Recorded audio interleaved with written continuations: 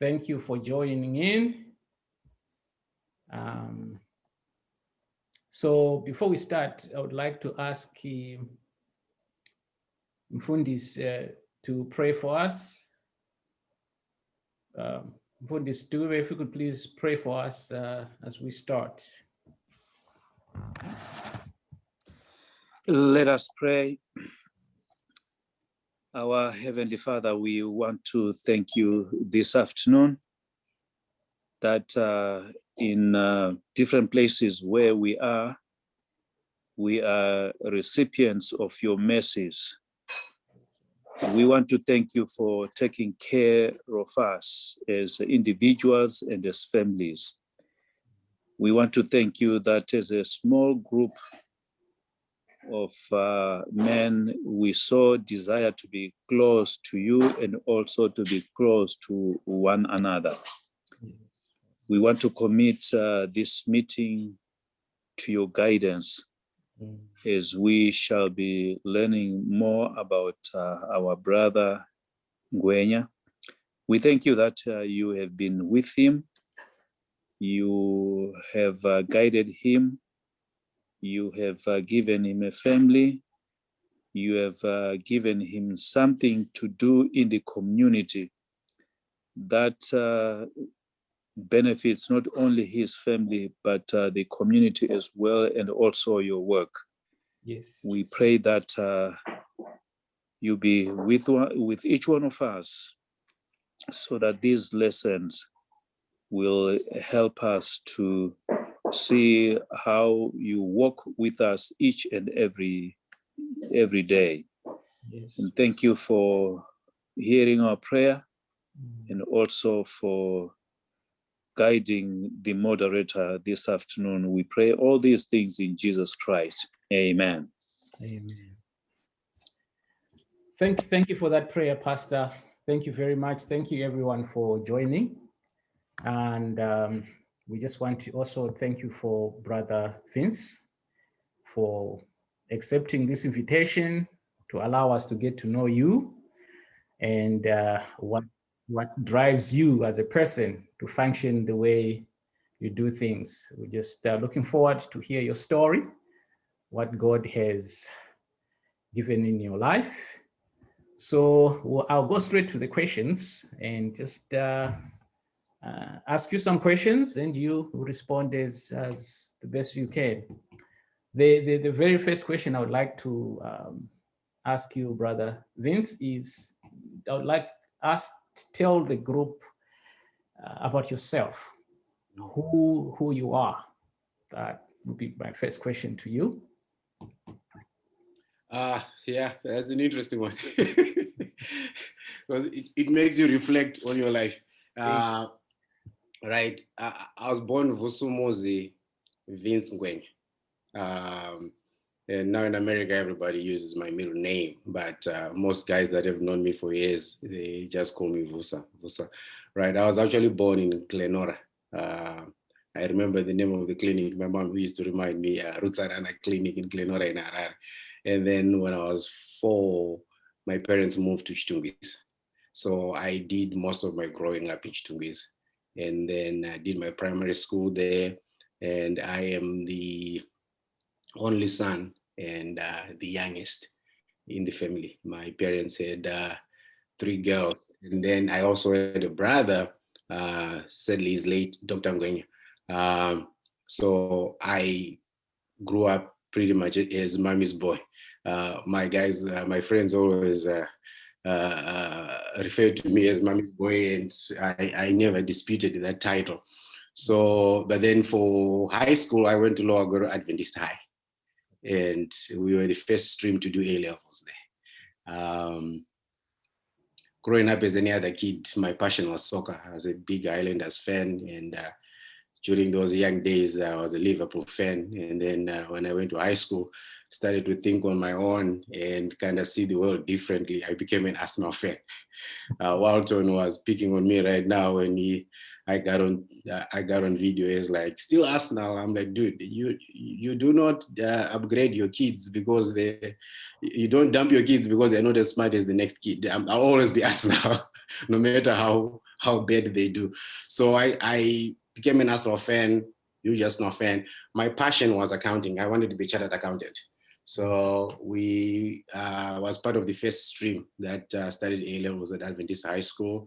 Finished that, went to the University of Zimbabwe, and I didn't finish my first year.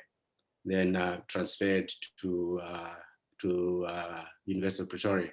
So I finished my undergrad in Pretoria, trained with Deloitte, got my chartered accountancy license, worked in Zim. My first job really was I did teach a little bit when I was waiting for my enrollment with Deloitte. So I taught at Queen Elizabeth, I taught at Seki High, and then it was just one term each.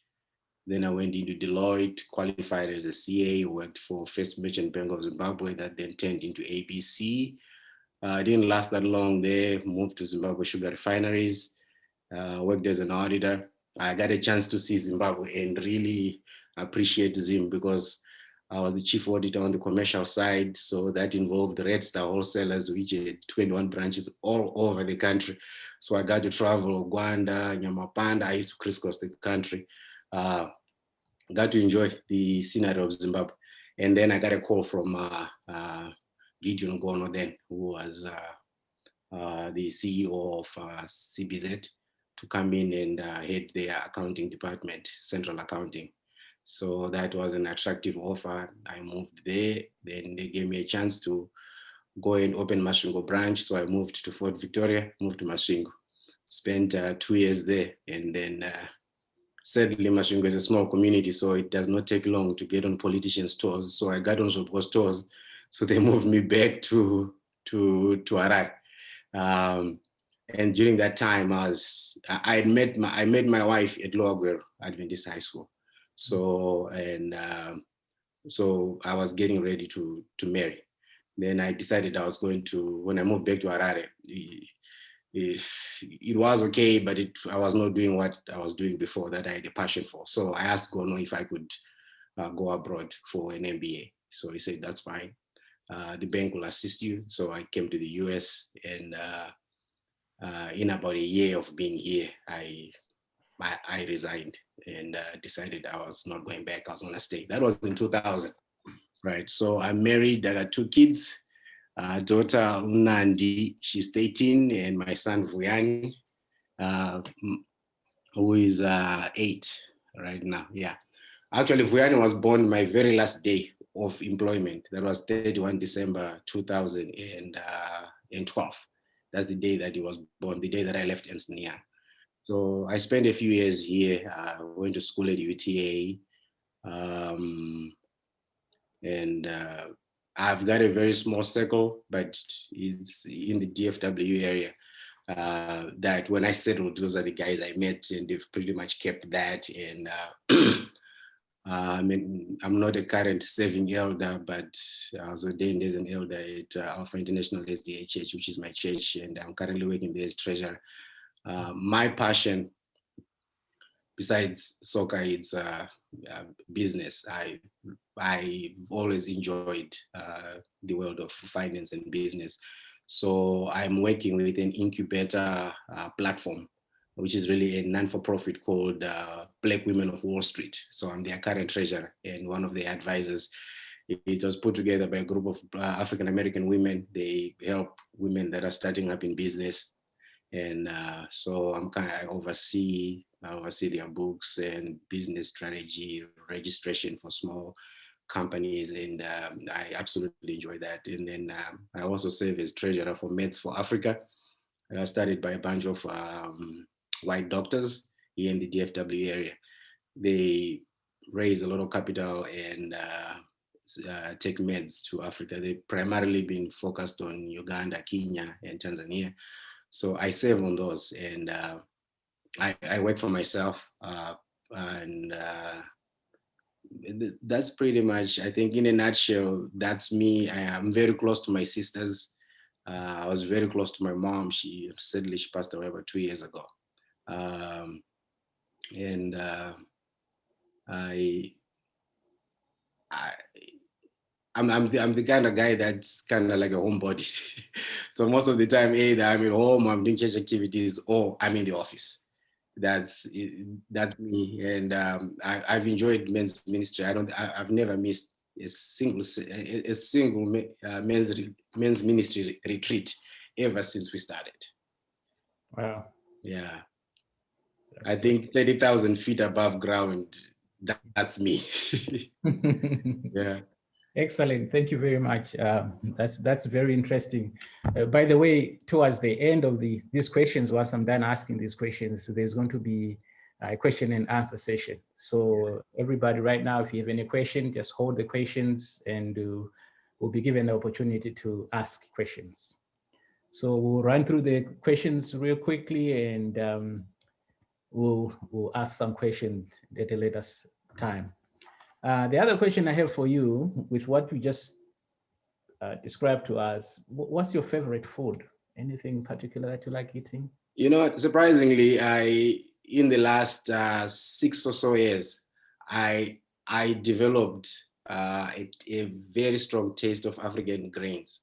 Yeah. Sadza, remunga. My kids call it brown strala. That's like my favorite, with green veggies and chicken. Nice. And actually, I have not eaten white white pap or white sadza, white strala in about, at least not in my house, in about 4 years.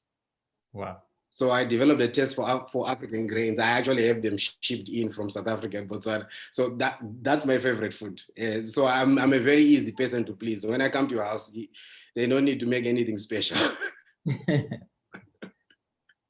That's wonderful. Yeah. Yep. And then with that, what time do you normally go to bed and what time do you get up? I go to bed around 10, 11, and naturally, I don't even need an alarm clock. My body wakes me up between 3:30 and 4:30. I'm normally on my desk in the office by 5:15, almost every day, unless I've got a school run. If I have a school run, I'm on my desk at home at 5:15. Okay. So 3:30, 4:30, no alarm. I just jump out of bed. Excellent. Yeah. See, I don't know if everybody is like me or if they're more like you, but I'm really interested in knowing how what gives you that energy to be able to wake up that early and be able to be excited about the day. I don't know if the majority of people are like me. I drag to wake myself up sometimes in the morning. You know what's interesting? We're actually polar opposites with my wife. Yes. My wife is a night person, but she struggles to wake up in the morning. And then my daughter is like me. She does not need an alarm. If she tells herself she's waking up at 6, she's up at 6. My son is like my wife. You got to struggle. You got to shake him. You got to play music to try and get him out of bed. I think for me, it started off with working in public accounting. Public accounting, I used to work around the clock when I worked for the huge CPA firms. I spent here in Dallas, I spent 3 years with PwC, PricewaterhouseCoopers, and then I spent 8 years with Ernst & Young. So we used to work crazy hours. So what used to happen is every time I get to the audit room, I'm dealing with staff issues because the last 4 years of the firm, when I was about to leave Ernst & Young, I was a senior manager over the audit practice in financial services. So in Dallas, I had 4 managers that worked for me. So, and then in New York, I had 2, in Boston, I had 2, which is like the financial centers. So what used to happen is every time I get in, I'm dealing with issues. So the only chance I could actually do my work or do my own research and catch up on the on the new accounting literature or new tax rules that are coming up and do my memos was early in the morning. So I would get up in the morning very early and then get the work done. It was painful doing that, so that by the time I walk into the office at 8, now I can be a janitor. Now I can clean up the messes and deal with the issues. But at least my piece of the job is done. So that put me on that routine. So after I quit, I'm still on that schedule, but it's a lot different now. I jump out of bed like a samurai warrior. I don't struggle to wake up anymore. I actually enjoy it. Now I enjoy it because when I'm waking up at 4, it's for me. Yes. It's not for anybody else. So even when I get up at 4, I actually enjoy it. And then because one of the things, my real estate fund owns a home builder. So I've had to be forced to do most of the admin work before my staff come in. So when I wake up at 4, I can read up on what's going on the market. I can go through contracts. And then once I get to the office, now I gotta deal with contractors. Now I gotta deal with stuff. So it looks like the pain I went through in public accounting kind of prepared me for the phase that I'm in right now. As much as it looked like punishment back then, it's actually turned out to be some practice for what I then have to experience now. Wow, wonderful. Yeah. That's really impressive. And the one thing that I would like to kind of underline what you've just said is like some things that we might call a curse in our lives. Sometimes they're actually a blessing in disguise. You know, the pains that we go through, and you think, oh my goodness, do you have to deal with this? And you find out in your next life, it becomes like, makes it much. It becomes an asset, yeah. It becomes an asset, yeah. So sometimes when we go through tough times, should always be viewed as a bad thing. It's good for the next life. Good there. Yeah. So the other question is, what is one thing that gives you energy to get up in the morning and do what you do every day? It's change. It's seeing the output of your labor. Okay. When I first went into business, and I didn't do very well, because when I went in, I was looking at the dollar, right? So my motivation was money, and the money wasn't coming in. Yeah. Right. So at some point, I realized probably the money will come when you make a difference. For me, it's been making a difference. I absolutely enjoy showing up at a raw piece of land and there's nothing there except trees and grass, and then walking away and there's a 7-bedroom house with 2 garages, and the landscape, everything has changed, and a very happy family. Excellent. So much that if you walk into my conference room right now, one of the things you'll actually be amazed. I have my team putting pictures on the walls of progress on properties, because that is what kind of gets me going. Like almost every 2 weeks, I want to see the transformation. If we're working on 20 properties, I want to see the transformation. I want to see those pictures of those 20 properties. Let's refresh them every 2 or 3 weeks so that we can see the progress. Excellent. And that gets me going. Excellent. Excellent.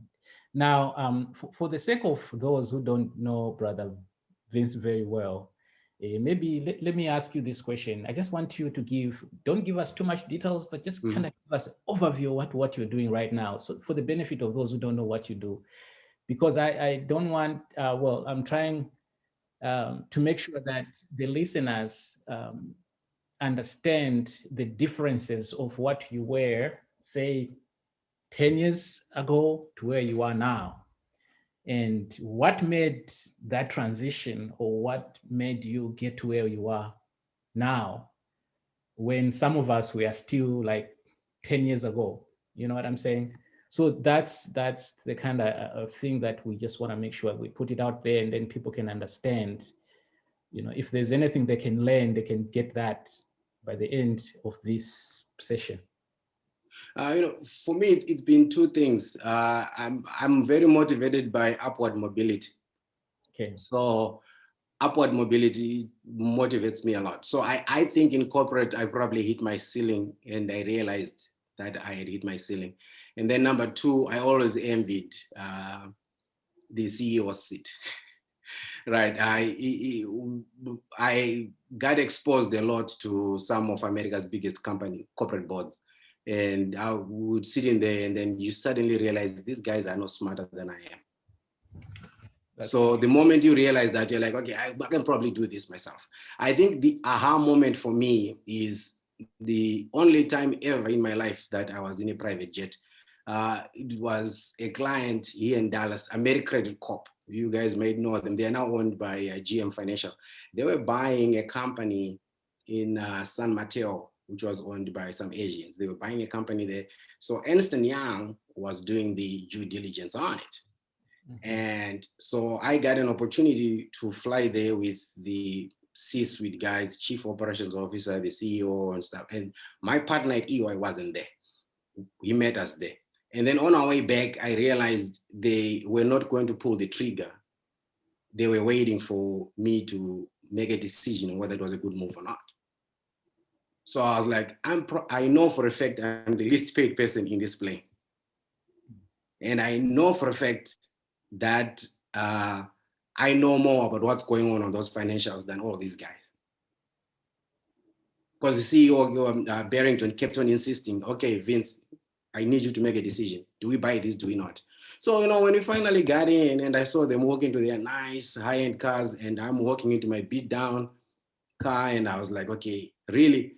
If these guys will not spend 600 million until I say thumbs up, that means there's probably something in me. I know there's something that they see. So why should I be the one to be going through all that and be the least paid out of all these guys? I'd rather be least paid while I work for myself. So to me, that was the aha moment. I was like, okay, that means I can do what they are doing. So I did not take 3 weeks, I'd quit. I said, I'm going on my own. And then I was very fortunate. I have a brother that you guys all know, Dr. Mapos. He kind of believed in the vision and trusted my judgment. So when I had already quit, I said, bro, I quit. I'm starting to do something. He had helped me and Soka on a small business that we had. And he said, you know what, dude, how much do you need? I said, okay, I got X amount of dollars. I didn't even send him paperwork. He had already sent me a wire. So that gave me the impetus to say, okay, I also have brothers in my camp that believe in me and are willing to risk their money. I think by the time Douglas signed the contract, it had been almost 2 months after his money had already landed in my account. So I went on my way and decided I was just going to do it on my own. So it was that. I didn't see a way I was going higher. But at the same time, I realized that I have the potential to do what these guys that are employing me and paying my employer, who then pays me, are doing. So just that realization was enough for me to go, you know what, I'm going to try it on my own. Excellent, excellent. All right, my next question is, how many properties are you working on right now? We got 12. 12. Great. Yeah, 12. Yeah, 12 that we're working on. By the end of the month, there should be 20. The mindset is to start on between 15 and 20 every month, probably do 100 a year. Excellent. Yeah. All right, my next question is, what makes you, after all that busy schedule, what makes you relax? Something that, yeah, when I get this, that's me. It's working out. It's working out. Actually, some of the brothers on this platform are with me on a group that we set up where we post our workouts. I'm sure they see me post often and they think, man, this guy loves to work out. No, sometimes it's a coping mechanism. It's a coping mechanism. Yeah, it's really a coping mechanism. And part of unwinding for me is just spending. I don't get to spend a lot of time with my kids, unfortunately, but I do the best I can. Excellent. And that's a way of relaxing for me. Excellent. Yeah. So how do you cope with the stress that comes with the nature of your work? I've got people that I talk to. I got guys I'll get on the phone when I'm stressed and talk to, and most of them are actually in business. I mean, they are guys like, sometimes I call Douglas when he's not that busy and we chat, but I also don't want to burden him because he has his own stresses that he has to deal with. And then John Mvundura, and then that's one brother I call all the time, and I share my horror stories. He shares his, and I feel better after that. And Dennis McKenye, one of my brothers who owns a huge trucking company, he's always in war, and so am I. So sometimes we just share our burdens together. But working out helps me a lot. It helps me distress. Usually I just strap on my Nikes or my Adidas and the Arsenal gear and I go running. That helps me a lot. Good. Yeah. All right. So in your opinion, how can our community be encouraged to have a business-oriented mindset? This is to aspire to work for someone, for a corporation somewhere. what do you think would help us to be able to say, hey, this thing of working for someone is just not benefiting me really? It's Okay, you say what would help us as a community to? yeah. What say if I come to you and ask you, it says, I've been working for the last 20 years. How can I get out of this cycle where I have to be going to work, 9 to 5 job? I want to do something of my own. Okay, number one is, in my perspective, number one is getting something that you actually understand and love to do, or that you're willing to learn, right? I didn't know much about construction, but I knew about real estate, at least from a financial perspective, because I'm a guy from a banking background, but I was willing to learn, right? So that was number one. Number two is you don't have to wait for $1 million in your account to move. You start with what you have. When the Wright brothers started, they're the first guys to put a plane in the air. They built that thing from a bicycle shop.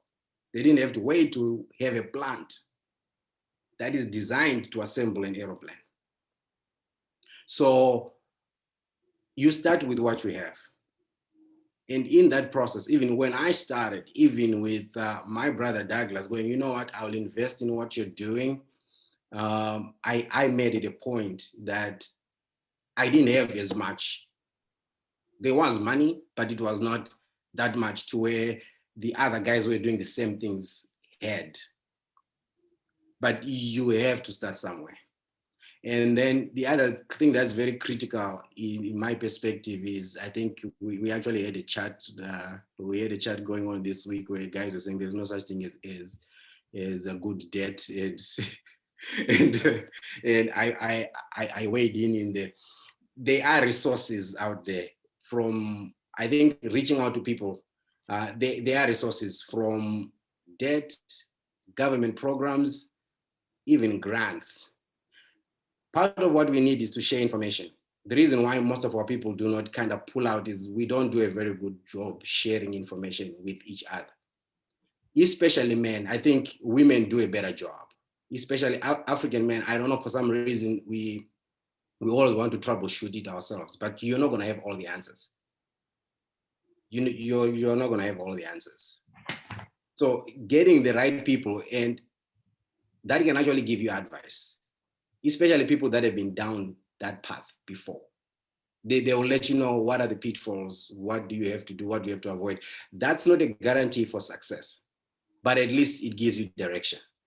And then when you make those mistakes, do not quit. Because if I had quit, I wouldn't have lasted 9 years now on my own. Because the first few deals we did, I lost all that money. The money Doug gave me, I lost it. The money I put in, I lost it.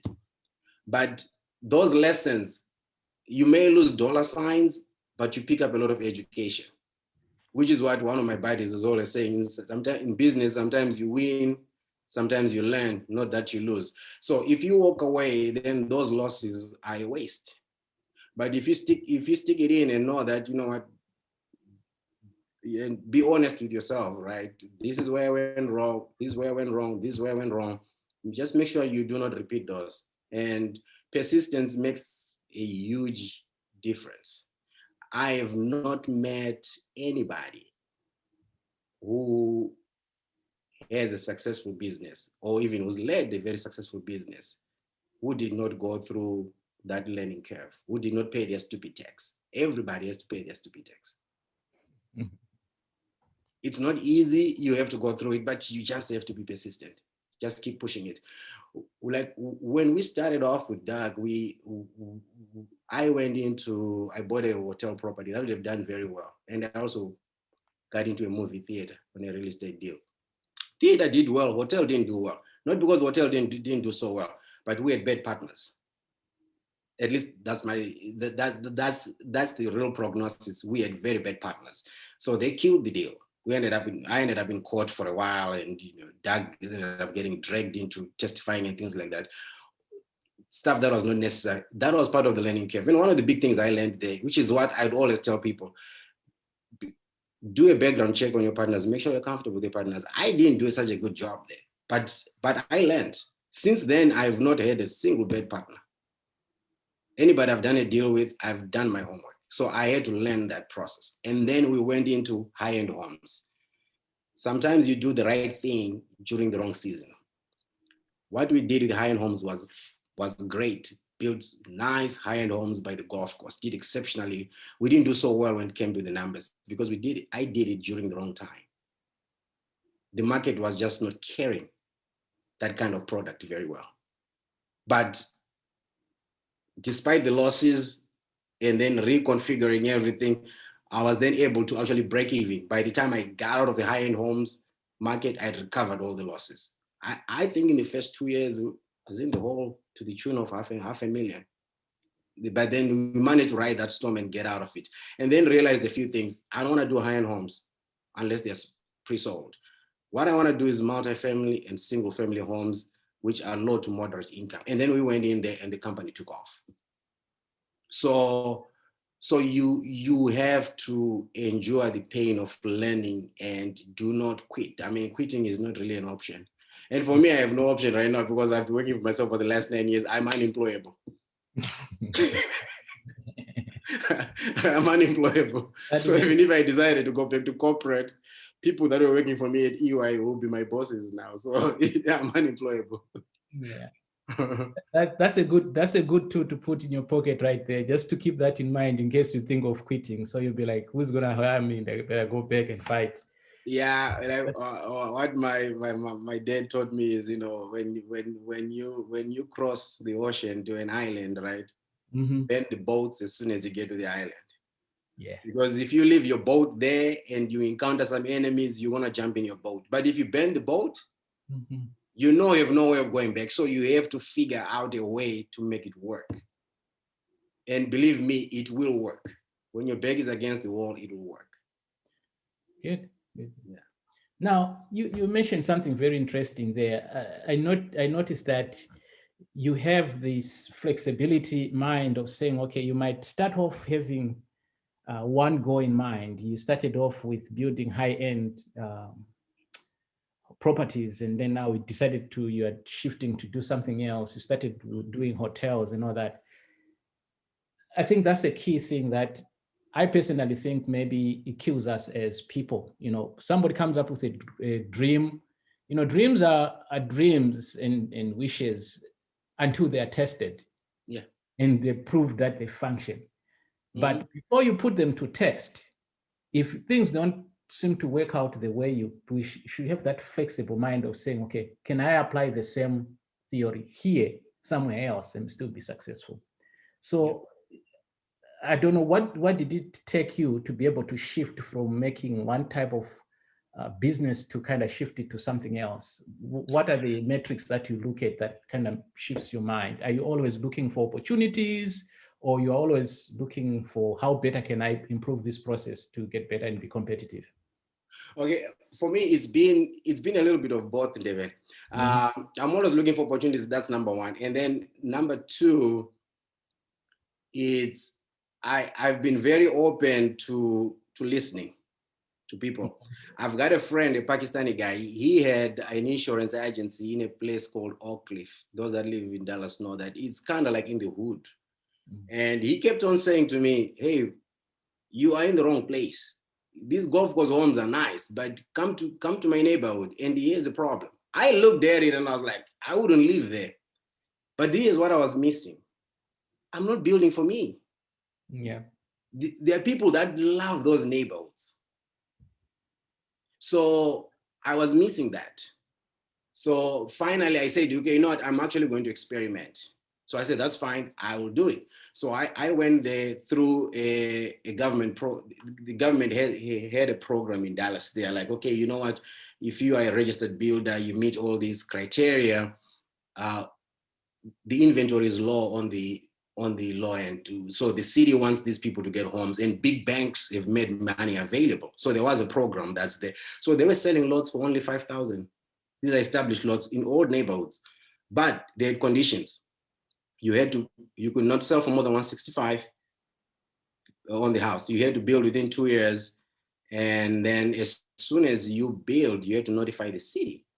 So I immediately bought 2 lots, and I said, okay, I'm just going to experiment, and I'm not even going to look for a loan. I'm going to use my cash because it will cost me about 145, 125 a piece at most to build these homes. We went in there and I built those homes like 115. And the day we poured foundation, this is like 5 years ago, the day we poured foundation, we had sold. So I was like, wow, you pour foundation, people are knocking on the door. You don't even need a realtor. All you needed to do was a sign with a telephone number.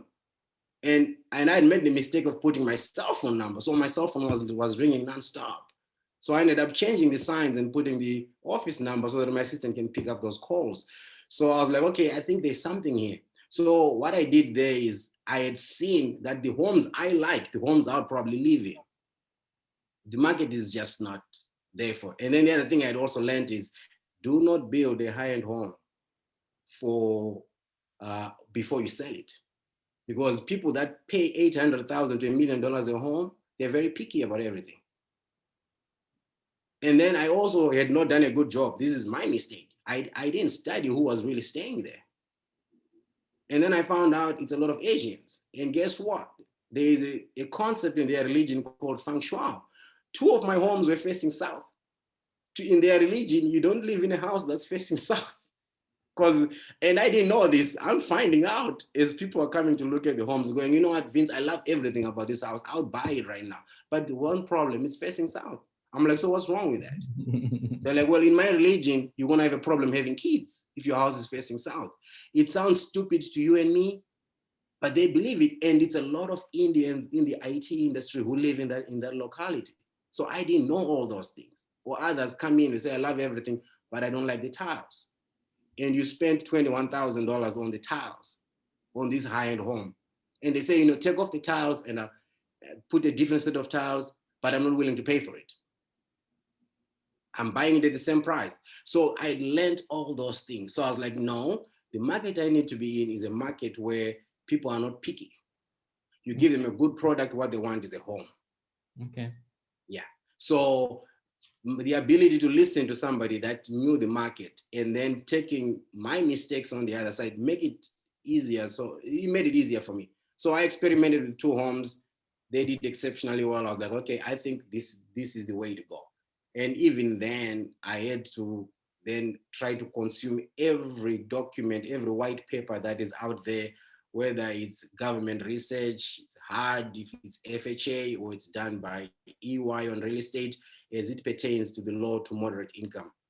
There isn't many research papers out there on low to moderate income industry that I haven't read. So I pretty much said, okay, I'm gonna read everything I can here, and I'm gonna drive the land. I'm gonna see what's going on in the market.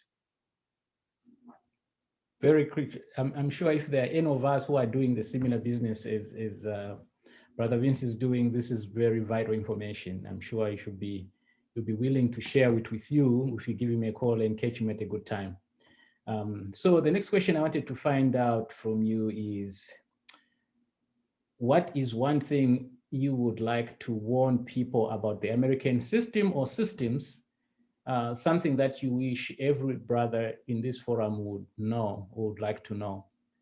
Anything that you think, people need to be aware that either there's this opportunity or there's this system that only work when you do A, B, C, D. Anything that comes to mind? Sorry, that kind of tough question, but. Yeah, that's a tough question. Okay, here's the thing though. Most things we do in the US, they bring a paper trail. They always have a paper trail. God. Right. So the same simple values that we got from our moms and grandmothers those that were raised by grandma, don't lie, don't steal, don't cheat, they will take you a long way in the American system because things will always catch up with you. I'm sure you guys see, even guys like Kavanaugh, you all of a sudden you get appointed to the Supreme Court and people are going back 30 years. Yeah. Things like that. Do not do anything you do not want right back to you when you're on the witness stand, because things always come up. So I would say the system in this country keeps paper trail. The system has a very long memory, especially on bad things. And worse if you look like you and me. So do not compromise your values for the dollars. That's very, very important. And then in the world of business, there is such a thing called leverage. This country has a lot of opportunities, whatever industry you are in, where you have a better opportunity of actually borrowing. Do not borrow to consume, because debt is there. Credit does not mean get it, right? So credit simply means credit, but does not mean you have to get it because it's there. One of the things I found out, like in the first 3 years of being in business, is all banks require you to put down 20% on most of these transactions. But guess what? If you look like you and me, or if it's a female run entity, you can put 15% down on an apartment.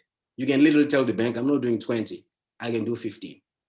Most people do not tell you that. So there are opportunities, despite some of the things we encounter because of the way we look, but there are things that have been built in the system that are actually meant to kind of benefit us, that people do not take advantage of.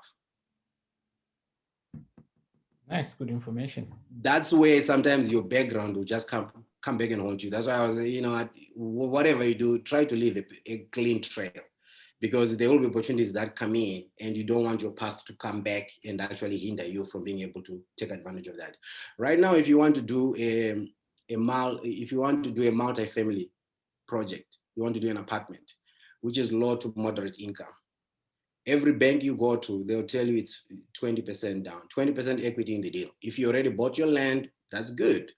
As long as your land accounts to 20% of the cost of the project is completed, you will get the money. But if you are Black, or you are Hispanic, or you're a woman-led company who's quote unquote a minority, you can pretty much say, no, I am not putting 15%. I want you guys to structure this as an SBA loan under 523, and they will do it for you because it's available. People don't publicize it, but it's there. But they will certainly do a research on you. They'll do a background check. Make sure you pass your background check. You have no issues. You have no issues in your background check. You can do things like that. Brother Ndebele, I have a question for Brother Vince. Fireside chat.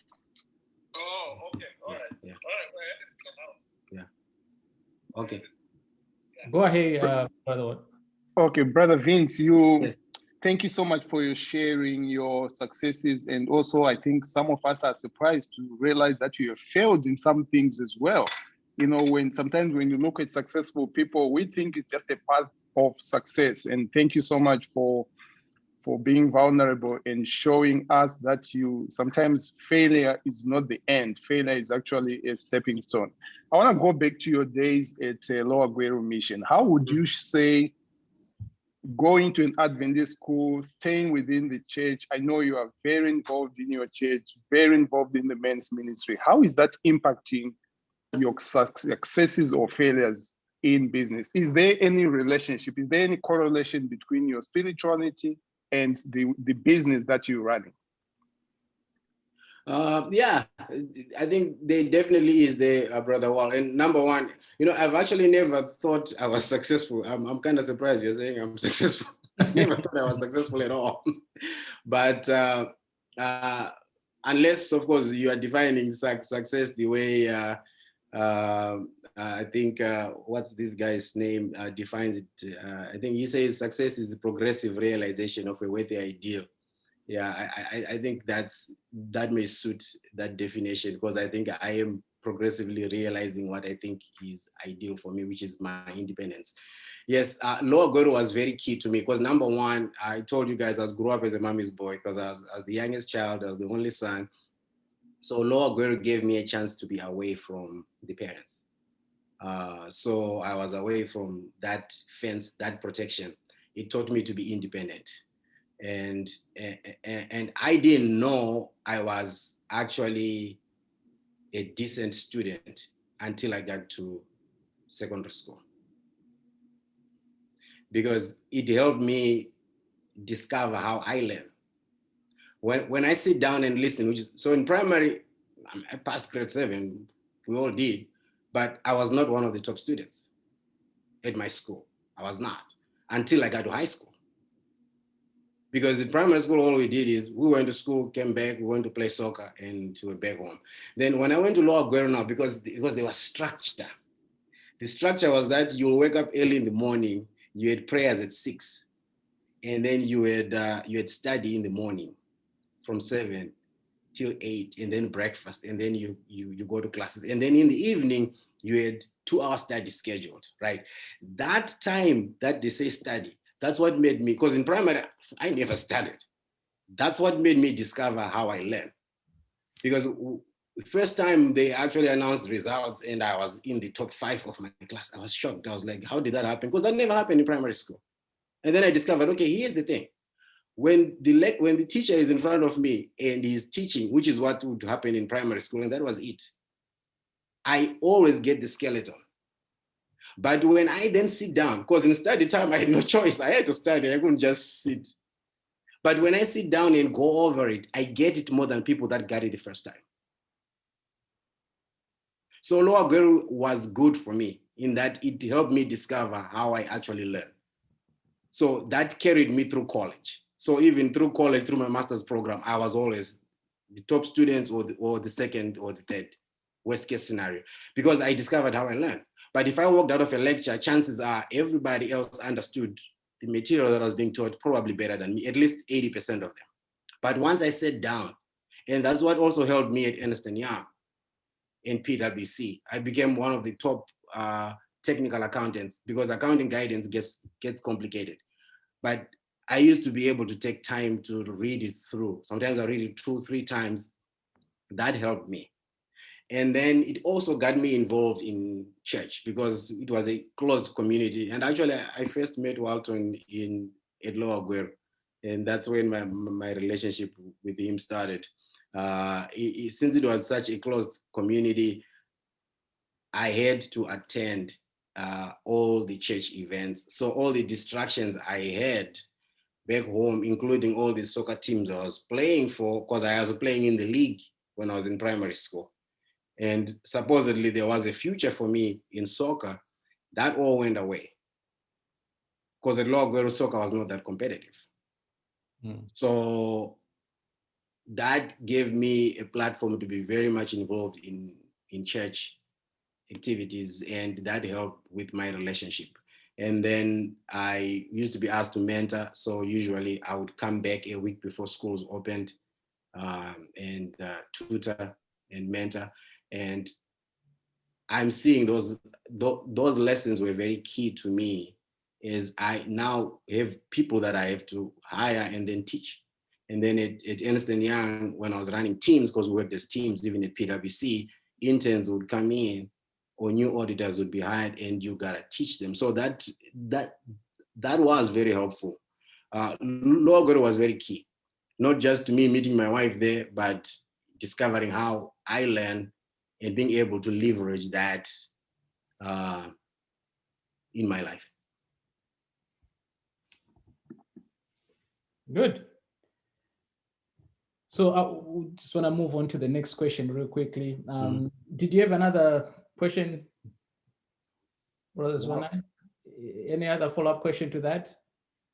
Or we can move on to the next. No, sir, thank you. All right. So the next question here is that, in your opinion, what do you think is keeping us behind as people of African descent economically, compared to other racial groups who own big, successful businesses in this environment? I think it's resourcefulness. It's not resources. It's resourcefulness. Me and Mlondo have had that argument for the last 10, 15 years with my Ngwenya. I told him, Mlondo. Toli's argument is we don't have money. And I always say, no, it's resourcefulness. We are not very resourceful, because I interact with some Pakistani boys, some Indian boys, and they all have, and guys from Nepal, they all have pretty big investment groups. And some of them have hired me for some tax planning and tax strategy. And they don't make any more money than we do. After they get into their business, yeah, they do. But before, when they first arrive in this country, they don't. And I think their communities understand the concept of being one's brother's keeper. And they also understand that the formal capital markets, because most of our businesses, even in the African community, most of our businesses do not thrive, not because they are not profitable, but they don't thrive because they have no cash flow. We were raised to say equality is a bad thing. And you see it resonate all the time in people. I actually argue the opposite. It's not, it depends how you use it, right? And they understand that. But that formal capital markets is where you go to the banks, you go to the private equity funds, you go to angel investors, you go to venture capital companies to go find money. But then there is another piece of it, which is the informal capital markets. Something like what Elliot Svander tried to do with the group, to say, guys, let's all come together. Indians do that in all these nationalities, it's very successful. Let's come together, pull funds in, and then we can actually do projects and build out of it, right? So that informal capital markets section, we have not figured out a proper way to get it to work, or we haven't figured out a way for people to buy into it. People don't buy into it because, number one, people think Ngwenya wants a new car. And in most cases, that may not even not be the case. But they always think the guy who was calling for this wants money from us. He wants to spend the money. Maybe they have a good reason. Maybe some people have been burnt before. But the moment we will figure out how to work together to where we can actually pull our own funds and be able to work together, because there are groups in African communities that have pulled their own funds, they've managed to actually pull a critical mass of cash. But that was just stage one. But then they failed to, and the money was not abused. But they then failed to work and be able to leverage off of that money to do it successfully. And in my opinion, the reason why most of them have failed is there is something wrong with our mindset that needs to be fixed. We think if I put my dollar in there, I have a say. You have an investment. But what's strange is when they buy ExxonMobil stock, they don't go to the ExxonMobil offices in Las Colinas in Dallas and tell them how deep to drill. But if they give their $1,000 to Vusa Ngwenya, they want to tell me what color bricks to buy, where to buy the bricks, what the bricks should look like, and I have to produce receipts every time. But for Exxon, they'll wait for financial statements that come every quarter. So there is something in the mindset that says, I can trust other people with my money, but I cannot trust my fellow brother. So once that is figured out, like there's a Cameroonian group, I've met with them a few times. Not that I need them to invest in what I'm doing, but they've invited me to share. You'd be shocked that they are sitting on 600,000. They've had it for the last 7-8 years. They've never done a single thing because everybody thinks they have a say, but it's very hard to get consensus from 34 people. So my advice to them as well has been, guys, choose people, 3 or 4. Just 3 or 4, just like the entities are structured, that are executives, let them make the decisions, let them do the due diligence, especially people that have the right background. Because there are people that have never run a concession stand at a Cowboys game. And it's okay, it's not their field. But they think they should be responsible for the strategy on how you raise a $15 million apartment complex. So I think once we fix our mindset to say, one, if let's come together, we pull the funds, let's get the people that can actually do it, go and work, go and get to actually do the work for us. We hold them accountable, but they have to deliver results. I think once we figure that out, our community will come up. The Indians figured it out a long time ago. They realized they walk into Chase, their chances of getting money are not that good, because of just the normal discrimination that is there. And sometimes it's because people don't have the right credit to be able to qualify for those funds. So they figure that part out. But here's what happens. When they then come together and consolidate their monies and their projects are visible enough to where they don't have to go asking Chase for money. Chase has to go and ask them to come and bank with them. So now the big banks are like, okay, what these guys are doing is very recognizable. Can you please come? We would love you to be our client. For us, it's the other way around. And if you notice, Africans are the only immigrants who do not have a bank of their own. There is one that I know of owned by the Coffee Boys from Ghana, but they bought an African-American bank in Illinois, right? So, but most of our African communities, we don't have a bank. You go to the Vietnamese, they have their banks. You go to the Chinese, they have their banks. Indians, tons of banks. Jordanians, Arabs, all these immigrant communities have decided to do that. I think the lifeline of every business is cash flows. So until we actually understand the way this country works and be able to pull our resources together, because in terms of skill, we have the necessary skills. Most of our guys are highly skilled. I think per capita, Africans are probably the most educated group in the United States. But how many PhDs do we have who are doing something that's not even PhD related? A lot of them. How many master's guys do we have that are sitting in cubicles? A lot of them. So I think going back to the drawing board and structuring things right in terms of our mindset. Once we change our mindset, I think we'll do well. Wow. I guess that's a very broad topic that we really, as men, we need to face it and deal with it until we get somewhere. And my dream personally, and think with many more other people out there, is we probably would be able to use this platform to get somewhere. If we can pull up a team that could work on this and see how best we can keep the money that we got within ourselves. These communities, they get successful because we are busy dishing out our money to them for them to get successful. Yeah. All right, wonderful. So we're running a little bit behind time. Let me quickly ask you this and then just give me synopsis of the answers to this question. And maybe I'm just going to skip this one. So what value, if any, do you have to derive from a IMM member, as an IMM member? For me, it's been the networks. The networks have been very key. It's been the platforms and the ability to share issues with guys that are going through the same issues.